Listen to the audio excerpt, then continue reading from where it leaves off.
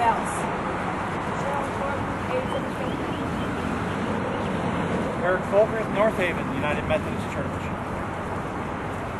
Bill McElvaney, North Haven United Methodist. John Holbert, Brooklyn School of Theology.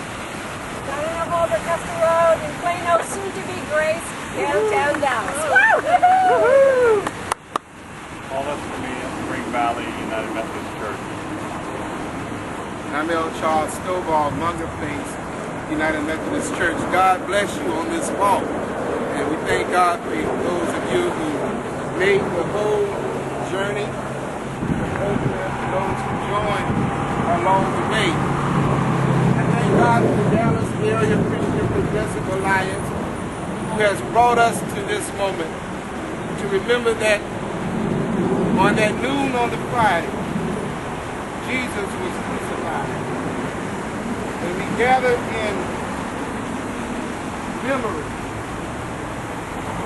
of the price that Jesus paid. I simply want to say to us, Jesus did not have to die. Jesus did not have to die. If he would have just kept silent, if he would have just shut up, he would not have had to die. If he would have just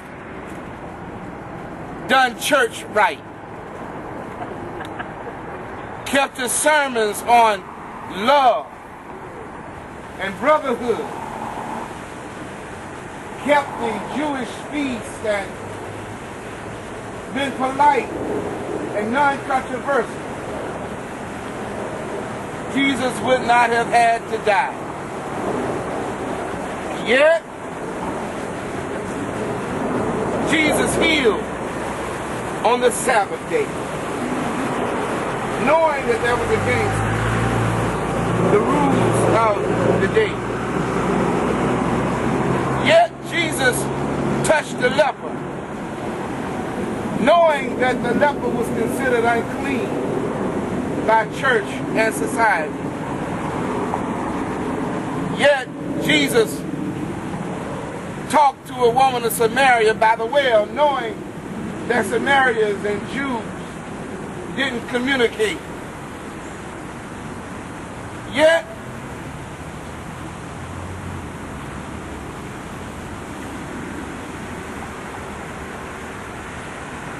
Jesus overturned money tables. Jesus did not have to die. If he would have just done church the way church was supposed to have been done, if he would have just kept his mouth shut, if he would have just gone with the flow, he would not have had to die. Martin Luther King Jr.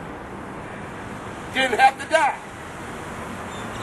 If he would have just kept his mouth shut and stuck with sermons about brotherhood and sisterhood and equality and stayed off of sermons about the Vietnam War, he would not have had to die.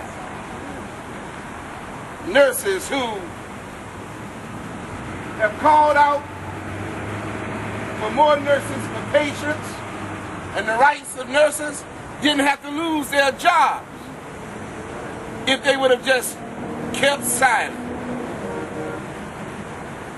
The Tibetan monks wouldn't be under pressure right now if they would have just continued to ring their gongs and done their rituals and stayed out of politics.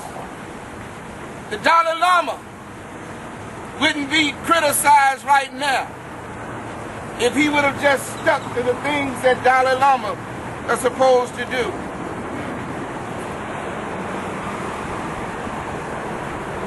If we could just learn to keep our mouths shut,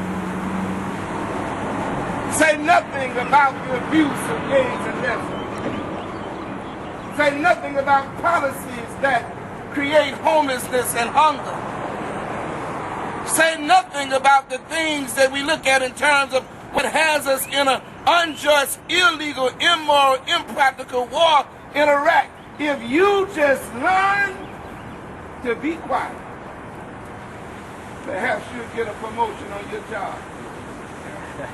Perhaps you'll get a better appointment in your denomination.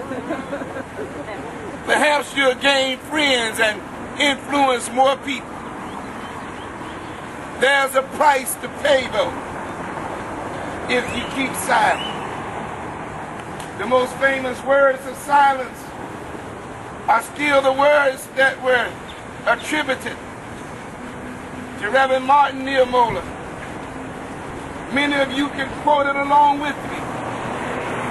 When the Nazis came for the communists, I remained silent. I was not a communist. When they locked up the Social Democrats, I remained silent. I was not a Social Democrat.